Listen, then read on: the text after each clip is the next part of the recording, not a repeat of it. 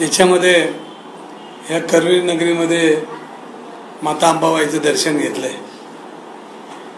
आणि कोल्हापूरमध्ये आल्यानंतर आपल्या सर्वांना मी भेटतोय। तुम्हाला प्रथम सगळ्यांना नमस्कार करतो। आणि पुणे शहर आता मुंबईच्या घरोघर पुणे शहराची व्याप्ती मोठी होते आणि पुणे शहर विद्येचं माहेरघर आहे आणि या विद्येच्या माहेरघरामध्ये अनेक मुलं मुली शिक्षणासाठी पुण्यात येत आहेत, अनेक तरुण व्यवसायासाठी येत आहेत आणि मग ह्या सगळ्या पुणे महाराष्ट्रातील आणि महाराष्ट्राच्या बाहेर सर्व विद्यार्थी आणि नोकर वर्ग पुण्यामध्ये राहतोय आज। मग कोल्हापूर असेल, सातारा असेल, कोल्हापूर, सोलापूर, बीड सगळ्यात परिसरातील मुलं शिकायला येतात, नोकरीसाठी येतात। पण पुन्हा आपल्याला माहिती आहे की छत्रपती शिवाजी महाराजांच्या पदस्पर्शाने पावन झालेल्या पुणे नगरीत आणि छत्रपती आणि जिजामाता यांनी सोन्याचं नांगर फिरू तिकडं चालून पुण्याची सुरुवात केली आणि त्याला वैभवशाली इतिहास आहे। आणि या इतिहासामध्ये देशाच्या अनेक देशाला दिशादर्शक असे मान्यवर पुण्यामध्ये जन्म घेतलाय, वावर झालेला आहे आणि याच्यामध्ये पुण्याच्या इतिहासाला काळिंबा फासण्याच्या घटना काही काळामध्ये होत आहेत। गेल्या 5-6 वर्षामध्ये पुणे शहरामध्ये जे पब संस्कृती पुण्यामध्ये आली आणि उडता पंजाब सारखं पुण्यामध्ये उडतं पुणे किंवा उडतं महाराष्ट्र अशा पद्धतीचं लोकांमध्ये आणि सर्वांमध्ये ही अंमली पदार्थाची सुसराट निर्माण झाली। मी ज्यावेळेला लोकप्रतिनिधी म्हणून निवडून आलो त्या दिवसापासून सातत्यानं विधानसभा असेल, विधान भवन असेल, नागपूर असेल, या सगळ्या अधिवेशनामध्ये मी माझी बाजू मांडण्याचा प्रयत्न केला। पण एवढं बोलून सुद्धा कुणी याच्याकडे दाद देत नव्हतं आणि कुणी त्याच्याकडे लक्ष देत नव्हतं। मग मी डॉक्टर बाबासाहेब आंबेडकरांनी आपल्याला संविधान दिले आणि या संविधानानुसार मग लोकशाही पद्धतीने मी रस्त्यावर आलो, समाजाला रस्त्यावर घेतलं, पुणेकरांना रस्त्यावर घेतलं आणि आमची एकच मागणी होती की ही सगळी पब संस्कृती या पुणे शहरामध्ये भेटली पाहिजे आणि माझ्या पुण्यातील सर्व लोक चांगले राहिले पाहिजे, मुलं चांगली राहिले पाहिजे। कारण ही आता मुलं आमची उमलती फुलं आहेत पण ती कोमजायचं काम ही पब संस्कृती अंमली पदार्थ करतात। मग आता पुणे शहर नुसतं एका पुणे शहरापुरतं न राहिलं तर ते देशाला एक देशाचं पुणे झालं। याच्यामध्ये पुण्यामध्ये देश दिसतोय, म्हणजे सगळीकडची मुलं त्या ठिकाणी येतात। मला अनेक शहरातून फोन येतात की आमची मुलं पुण्यामध्ये शिकत आहेत आणि पुण्यामध्ये शिकत असताना आमच्याकडे भीतीचं वातावरण निर्माण झालं। पण तुम्ही रस्त्यावर आल्यानंतर आम्हाला असं वाटतंय की कोणतरी आपल्या मुलांची बाजू घेते। म्हणजे हे काम करताना लोकांच्या लक्षात येतं की आता लोकांनी रस्त्यावर आलं पाहिजे। जो अपघात झाला आणि त्या अपघातामध्ये 2 मुलं मृत्युमुखी पडली, ते अभियंता होती आणि ते मध्य प्रदेशची होती आणि दोन्ही मुलं नोकरी करत होते। त्यांच्या नोकरीला करत असताना त्यांच्या घराचा आधार ती 2 मुलं होती आणि ती मुलं ज्या पद्धतीने अपघात झाला आणि ती मुलं ससूनच्या आवारामध्ये त्यांचा मृत्यूदेह असताना हे आमच्या सिस्टीमने पैसे घालून पोलिसांनी त्याच्यामध्ये 2-2 एफआर लिहिल्या गेल्या आणि 2-2 एफआर लिहिल्यानंतर त्याच्यामध्ये एका एफआरमध्ये त्यांना सोडून देण्यात आलं आणि त्यानंतर पुण्यामध्ये सर्व पुणेकर रस्त्यावर आल्यानंतर आपल्या राज्याचे गृहमंत्री फडणवीस साहेब आले, पोलिसांची सावरासावर केली आणि निघून गेले। पण अशा वेळेला पुणे शहरमधली लोक गप बसत नव्हती। हे लक्षात आल्यानंतर पुणे पोलिसांनी पाऊल उचललं आणि पहिल्यांदा 2 पोलीस निलंबित केले आणि निलंबित करून हा तपास दुसऱ्या अधिकाऱ्याकडे दिला आणि दुसऱ्या अधिकाऱ्याकडे गेल्यानंतर ससूनमधला कारभार हा चव्हाट्यावर आला। कारण आम्ही पहिल्या दिवसापासून म्हणत होतो की ह्याच्यामध्ये गोलभंगाळ झाले, ह्याच्यामध्ये चुकीची लोक हेही तपास करतायत आणि म्हणून ती सुई अजय तावरे जे डॉक्टर आहेत यांच्याकडे ही सुई वळली आणि त्याच्यानंतर तपासामध्ये त्यांच्यावर इतके गंभीर त्यांनी त्या ठिकाणी कार्यभाग केला, म्हणजे रक्त फेकून देण्यापर्यंत आणि आरोपीचं रक्त न घेता दुसऱ्याचं रक्त घेतं इतक्या प्रचंड प्रमाणात गंभीर स्वरूपाचा तो गुन्हा त्यांनी केला आणि पोलिसांनी त्यांना अटक केली। जे तपास अधिकारी होते त्यांच्याबद्दल थोडा मला अभिमान वाटतो की त्यांनी तपासाची दिशा योग्य ठिकाणी नेलेली, पण तो अजूनही पोलीस प्रशासनावर सरकारचा प्रेशर येऊ शकतं आणि ह्या तपासाला दिशा परत थांबून वेगळ्या दिशेने जाऊ शकतं। जो बिल्डर हा बिल्डर पुणे शहरामध्ये नामवंत बिल्डर म्हणून फिरतो, पण त्याचे काळे धंदे आता अनेक लोक त्याच्याविरुद्ध तक्रारी करायला आले। ज्या पद्धतीने ह्याच्या मुलाने शाळेतल्या मुलांना सुद्धा त्रास दिला, आमचे तनपुरे परिवार आहे त्या भगिनीने त्या सांगितलं की मी तिच्या वडिलांना जाऊन सांगितलं होतं की हा मुलगा असा वागतो, मुलांना त्रास देतो, व्यसनाधीश होण्यासाठी त्यांना प्रवृत्त करतो अशा सगळ्या गोष्टीचा तरी त्याच्या वडिलांनी दखल नाही घेतली. आणि आज तो अपघात जो झाला तो इतकं भयंकर झाला, त्याच्यामध्ये त्या मुलाचा सहभाग होता. आणि ह्या सगळ्या बघितलं तर ते गाडीचा नंबर होता का, गाडीचं रजिस्ट्रेशन होतं का, ह्या सगळ्या गोष्टी त्यांना माहिती होतं की आपण पैसे टाकून हे लोकांना खरेदी करू शकतो, ही सिस्टीम खरेदी करू शकतो. त्यामुळे त्यांना कोणाची भीती वाटत नाही. पण आम्ही सर्वांनी मग पुणेकरांनी एकत्र आलो. आज पुणे शहरामध्ये चर्चासत्र झालेत, निबंध स्पर्धा झालेत, आज आंदोलन आहेत. आणि हा सगळा भाग बघता आमचं पुणे शहर चांगलं राहिलं पाहिजे, आमचा महाराष्ट्र चांगलं राहिलं पाहिजे, ह्या सगळ्याच्या दृष्टीने आम्ही पाऊल उचललं. आणि अधिकाऱ्यांकडे आम्ही ज्यावेळेला तपास करायला गेलो तेव्हा जे पब आहेत ते पब बेकायदेशीर होते. आणि पब राजपूत नावाचे राज्य महसूल विभागाचे जे अधिकारी होते ह्यांना करोडोचा हप्ता त्या ठिकाणी मिळतोय हे लक्षात आल्यानंतर आम्ही कागदपत्रासहित त्यांच्याकडे पोहोचलो. आणि मग महाराष्ट्रामध्ये मग ससून राग आला. मुश्रीफ साहेब म्हटले की दंगेकरांनी आमची माफी मागितली पाहिजे. तर मी त्यांना एक विनंती केली की ती ज्येष्ठ मंत्री आहेत, मी त्यांची माफी काय त्यांची पाया पडून माफी मागतो किंवा त्यांच्या पायावर लोटांगण घेतो, पण ते कधी घेणार भीती वाटत नाही. आणि कोण मला घाबरायचा प्रयत्न करत असेल तर मला एक आदर्श आहे. आणि ह्याच्यामध्ये हा महाराष्ट्र घाबरणार नाही, हा छत्रपतींचा महाराष्ट्र आहे. कुणी आलं तरी कोणाच्या टारगळीला मी घाबरणार नाही. कोणी मला हक्कभंग करू द्या किंवा कायदेशीर नोटीस देऊ तर मी त्याला तयार आहे. माझा प्रत्येक पुणेकर हा माझ्या बाजूने. ज्या दिवशी मला अशा पद्धतीचं कोणी काही कारवाई करण्याचा प्रयत्न करेल तर आमचं पुणे रस्त्यावर येईल. कारण हा पुणेकरांचा आवाज आहे. पुणेकरांचा गेली 30 वर्षामध्ये माझी सामाजिक जीवनामध्ये सर्वसामान्यांबरोबर नाळ जोडलेली. आणि हे सगळं करत असताना या सगळ्या गोष्टीला आज गृहमंत्री असतील, भारतीय जनता पार्टीची सर्व पदाधिकारी असतील, माझ्या वैयक्तिक जीवनात बी मला त्रास द्यायचा प्रयत्न करतात, पण मी घाबरणार नाही. शेवटी काय एक शेतकरी कुटुंबातला आहे आणि मला कुठल्याही परिस्थितीमध्ये तोंड द्यायला माहिती आहे. मग माझी आर्थिक असेल, शारीरिक असेल, मानसिक सगळ्या तयारीला माझी तयारी आहे. मी शेतकरी कुटुंबातला ह्या सगळ्या गोष्टी मला जवळनं माहिती आहे. त्यामुळे मी कुठलाही न घाबरता ह्या तपासामध्ये गती देण्यासाठी ज्या ज्या वेळेला मला काय करता येईल त्या त्यावेळेला एक लोकप्रतिनिधी म्हणून, एक पुण्याचा कार्यकर्ता म्हणून, एक पुणेकर म्हणून, एक कुटुंब म्हणून आणि महाराष्ट्रामध्ये पुण्यामध्ये आलेल्या महाराष्ट्रात कोल्हापूर सहित सर्व जे युवक आमच्याकडे राहतात त्यांच्या सुरक्षेसाठी मी रस्त्यावर उभा राहिल्याशिवाय राहणार नाही. काल जे खुलासे केले ते तुम्हाला खुलासे पटलेत काय? कारण तावरे हे रजेवरती होते, त्यानंतर ते आले आणि एप्रिल महिन्यातच HOD पदावरून काढलं होतं. आणि शिवाय टिंगरेंनी जे पत्र दिलं होतं, मंत्र्यांना अशी पत्र दिली जातात, आम्ही काही खाली खोलात जाऊन या सगळ्या गोष्टी बघत नाही. त्याला धरून एक किंवा मंत्र्यांचं शिफारस म्हणजे ब्रह्म वाक्य नव्हे अशा पद्धतीचं विधान सुद्धा मुश्रीफांचं राहिलेलं. बघा असं मुश्रीफ साहेब कसे वागतात हे त्यांना माहिती आहे. ते ज्येष्ठ आहेत आणि त्यांच्या काळामध्ये अशा पद्धतीचा अधिकारी चुकीचं काम करतो हे त्यांना माहिती आहे. आणि अजय तावरे सारखा कुठंतरी एक त्याचा भाऊ सभापती असं मी ऐकले. म्हणजे हे जे लागेबंदे हसन साहेबांबरोबर आहे ते नक्की. आता हे असू द्या, याच्याबद्दल काय नाही, कोणी कोणाचे मित्र असू शकतात. पण अजय तावरे हा किडनी रॅकेटमध्ये व्यसन होता आणि अनेक प्रकरणामध्ये तो डिफॉल्टर होता. अनेक त्यांनी रिपोर्ट बदलायचं काम केलं, त्याच्यावर तक्रारी होत्या आणि त्याच्याबरोबरचे अनेक अधिकारी, अनेक डॉक्टर आहेत त्यांच्या बदल्या झाल्या. पण अजय तावरे त्या ठिकाणी घट्ट बसून होता. म्हणजे याचा अर्थ की हे प्रशासन त्याला आपलं हे सत्ताधारी लोक त्याच्या पाठी आणि कुठल्याही पाठिंब्याशिवाय हे होऊ शकत नाही.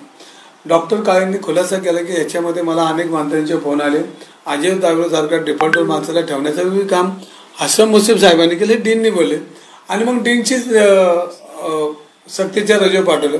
मला एक शंका आहे डीनमध्ये. तर हा डीन काळे डीन म्हणून आहेत, हे मॅटमधून आलेले, सरकारला चॅलेंज करून हा डीन म्हणून आले. तर मला एक शंका अशी वाटते की ह्यांच्या मनाचा कोणतरी अधिकारी नेमायचा आणि ह्या प्रकरणामध्ये सगळे जे पुरावे मिळलेत हे नसते नाबूद करायचे आणि त्याला क्लीन चिट द्यायची अजय तावरेला, अशी एक शंका माझ्या मनामध्ये येते. ह्याचाही अभ्यास आपल्याला करावा लागेल. ह्याच्यामध्ये जे पोलीस निलंबित अधिकारी आहेत त्यांच्यावर खंडणीचा गुन्हा दाखल केला पाहिजे. पोलीस आयुक्तांना माझी हितनं विनंती, मी ना ऐकलं तर मी निवडणुकीचा निकाल लागल्यानंतर मी परत माझं आंदोलनाला सुरुवात करणार आहे. ह्याच्यामध्ये ज्या अजय तावरेंनी पैसे घेऊन रिपोर्ट बदलले त्याच अधिकाऱ्यांनी पैसे घेऊन 2-2 एफआयआर केल्या.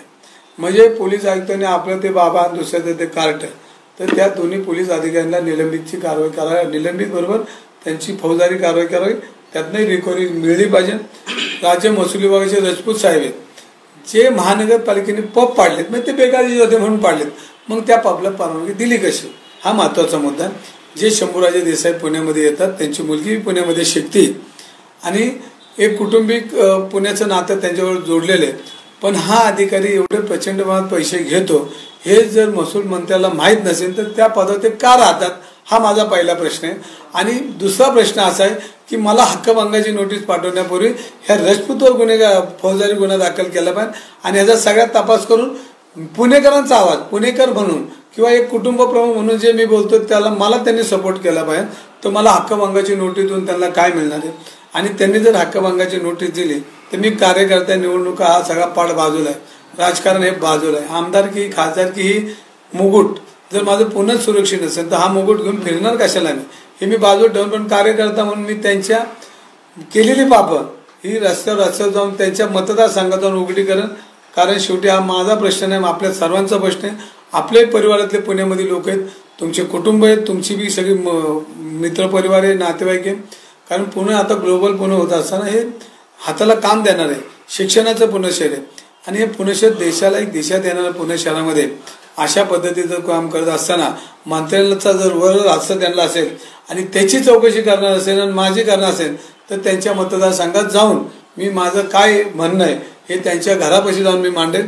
कारण त्यांनाही लक्षात येईल की आपल्या कुटुंबाचीही मुलं पुण्यात शिकतात, त्यांची कोणतरी काळजी करतात. त्यासाठी कार्यकर्ता रस्त्यावर होतो, मी कुठल्या पक्षाचा आहे त्यापेक्षा कार्यकर्ता आहे ह्याची जर त्यांना जर जाणीव नसेल आणि ह्याची जर कल्पना नसेल आणि माझ्यावर हक्कभंग आणला तर मला काही फरक पडत नाही. कारण मी या सिस्टीमच्या विरोधात लढतोय.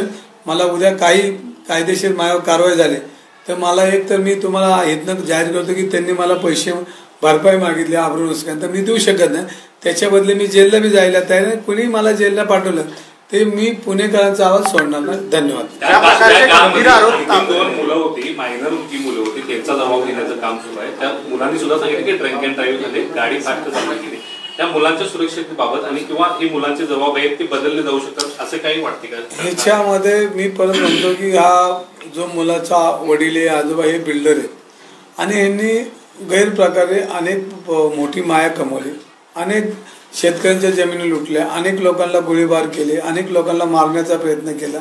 पण पैशाच्या जेव्हा पोलिसांनी त्याची कारवाई नाही केली. आमचे मित्र अजय भोसले यांनी आरोप केला त्यांच्यावर.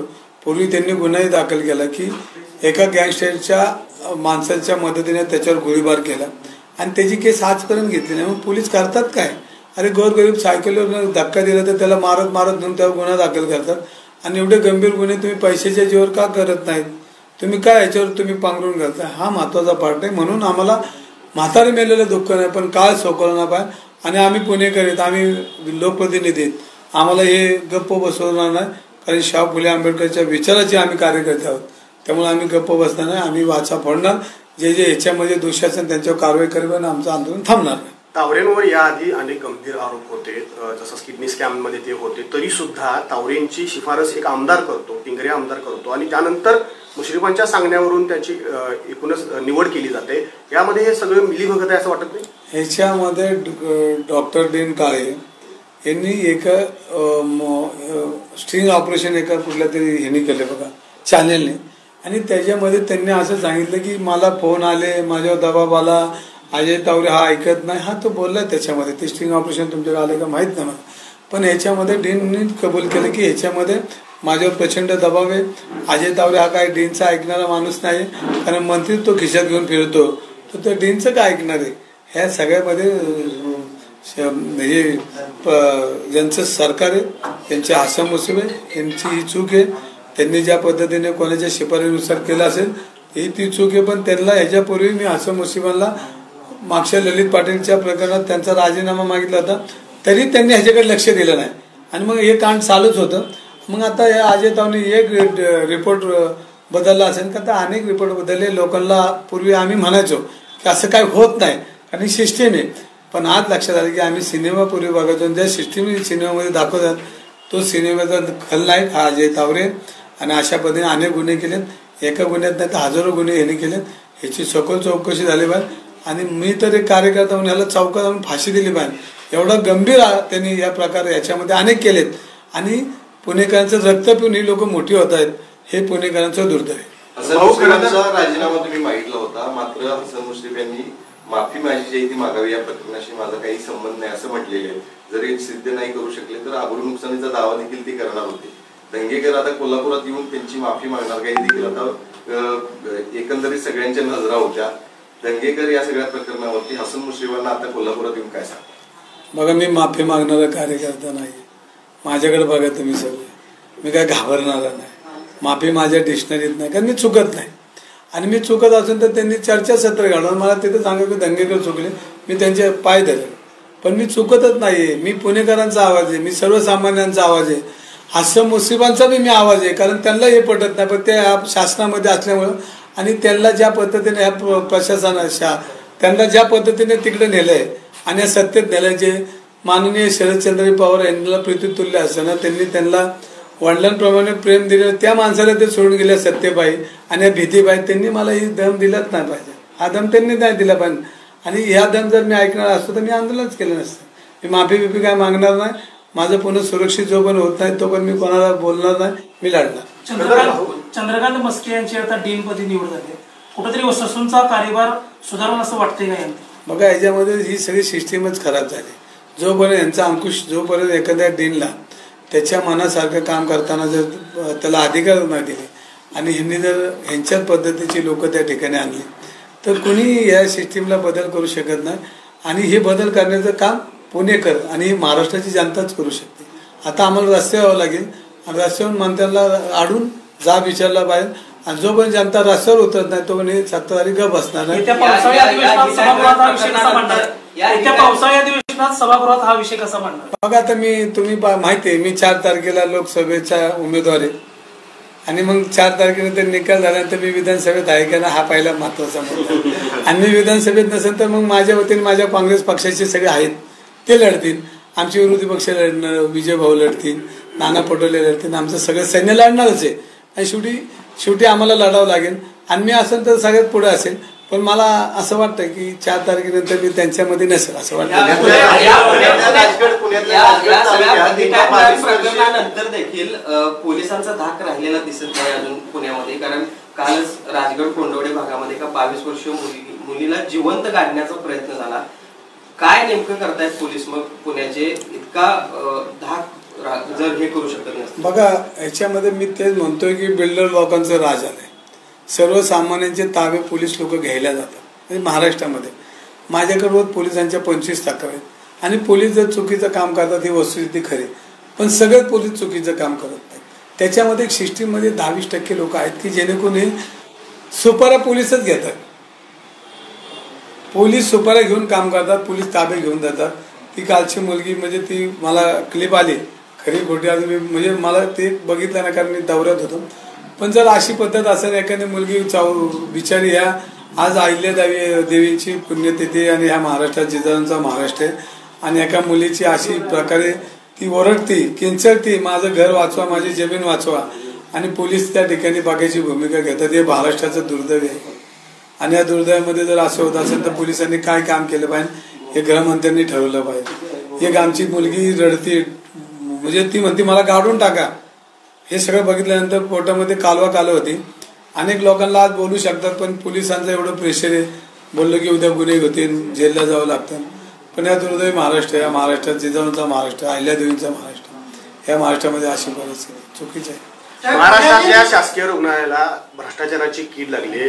कोल्हापुरातल्या CPR मध्ये सुद्धा औषध घोटाळा झालेला होता, त्या संदर्भात हवे मंत्री. आता आमच्याकडे पुणे महानगरपालिकेमध्ये भगवान पवार नावाचा एक आरोग्य अधिकारी होता आणि त्याला त्या खात्याचे मंत्री तानाजी सावंतांनी आणल्यानंतर त्यांनी त्यांच्याकडे शिफारस बी केली नव्हती की मला या पदावर तुम्ही आणा. तानाजी सावंतांनी त्या ठिकाणी आणल्यानंतर त्यांनी त्यांना बोलून घेतलं, त्यांच्या पुत्राने बोलून घेतलं आणि महिन्याला 1 कोटी रुपये आम्हाला मिळले पाहिजे, आम्ही तुम्हाला या ठिकाणी आणले आणि काही टेंडर काढणार आहेत तर ते टेंडर तुम्ही आमच्या ठेकेदाराला द्यायचे आणि महिन्याला 5 कोटी रुपये मला कसे मिळतील ह्याच्यासाठी तुला मी आणलाय असं वक्तव्य केलं. वरच्यावर त्याला बोलवलं आणि बोलवल्यानंतर त्याला दमदाटी केली आणि चुकीच्या पद्धतीने त्याला सक्तीच्या रजेवर बसवलं. हा कुठला न्याय आहे? कुठली ही प्रशासन आहे? कुठलं शासन आहे? अहो, ज्या माणसाला तुम्ही पैसे मागता नाही देते एका दिवसात तुम्ही कुठली पद्धत आहे? कुठलं संविधान आहे? कुठली लोकशाही राहिली? आणि त्या भगवान पवारांचं काय त्यांनी चुकलंय आणि त्यांनी पूर्वी ज्या भागामध्ये काम करत होता तिथली चौकशीचं काहीतरी मागवलं आणि त्याच्यावर त्यांनी कारवाई केली. पण ज्या टेबलवर त्यांची पूर्वीचं होतं ज्या टेबलवर ह्या सज्जन लोकांनी आणलं त्या टेबलवर त्यांनी काहीच नाही केलं. मग त्यांनी केलं नाही म्हणून त्यांची बदली किंवा त्यांना निलंबित काय केले. भगवान पवारला मी भेटणार आहे आणि तावजी सावंत हा काही सज्जन माणूस नाही, हा एकदम प्रचंड भ्रष्टाचारी आणि वस्तुस्थिती ते आता किती बोलणार राव.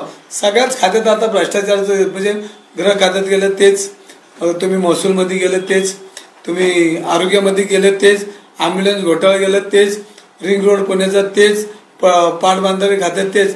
भ्रष्टाचाराने डबडबलंय. लोक काँग्रेसच्या नावाने ओरडले आणि जी ओरडली तीच लोकांना असं वाटलं की चांगली लोक आलेली, पण ह्याच्यापेक्षा काँग्रेसच्या काळामध्ये नसलेला भ्रष्टाचार हा रस्त्यावर आला, पण चाललेला भ्रष्टाचारावर कोण बोलत नाही.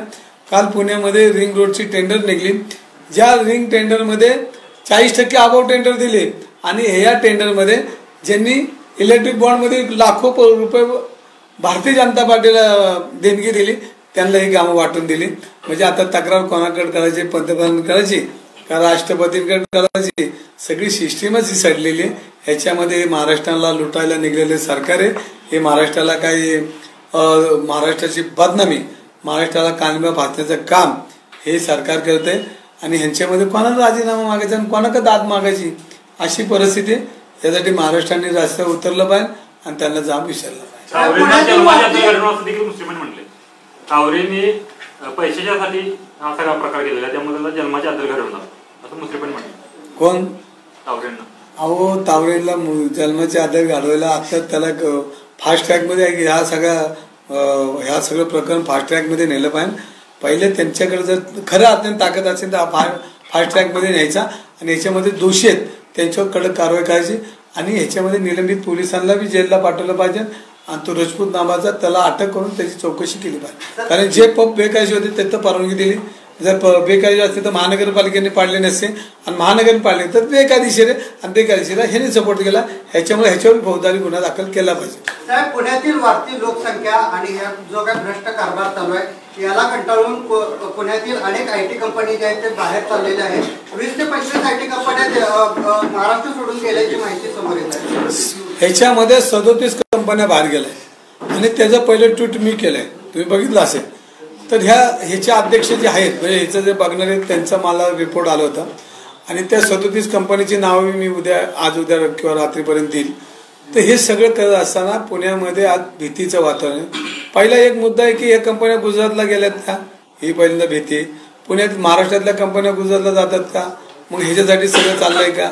ज्यांची महाराष्ट्रामध्ये देशामध्ये 10 वर्ष सत्ता आहे त्यांनी मग पुण्यासाठी काय केलं तर आमच्या पुण्याला काय दिलं तर ट्रॉफिक दिली, आमच्या पुण्याला काय दिलं तर पब दिला, आमच्या पुण्याला काय दिलं तर गुन्हेगारी दिली, आमच्या पुण्याला काय दिले. आमचं पुणे वैभवशाली पुणे देशाच्या इतिहासामध्ये अग्र क्रमांक असणाऱ्या पुण्याची आजची परिस्थिती काही चांगली नाहीये. ह्याला सर्वस्वी जबाबदार केंद्रापासून राज्यापर्यंत आणि महानगरपालिकेपर्यंत सगळी तिजोरी लुटायचंच काम करतायत. तुम्ही बघा आमच्या महानगरपालिकेत बी टेंडर प्रक्रिया बेकायदेशीर, रिंग रोडची बेकायदेशीर, पाटबंधाऱ्याची बेकायदेशीर, वाहतूक याच्यामध्ये जी यंत्रणा रन करायची ती. आमची मेट्रो बी ही इतक्या स्लोमध्ये चालली की त्या मेट्रोची अजून जाळी निर्माण नाही झाली. चौकात मोदी येऊन त्याचं उद्घाटन करतायत. म्हणजे चाललंय काय. आणि हे चालत असताना ह्या ज्या कंपन्या ट्रॉफिक किंवा या सगळ्या गर्दीचा आणि रोज कोयता गँग आणि रोज लोकांना दहशत ही थांबवणारी पोलिसांची पावलं उचललीच जात नाही. ह्याच्यामध्ये पहिल्यांदा बेकायदेशीर धंदे करणाऱ्या लोकांना खुर्च्या द्यायची जर पोलीस थांबले नाही तर ही परिस्थिती बदलणार.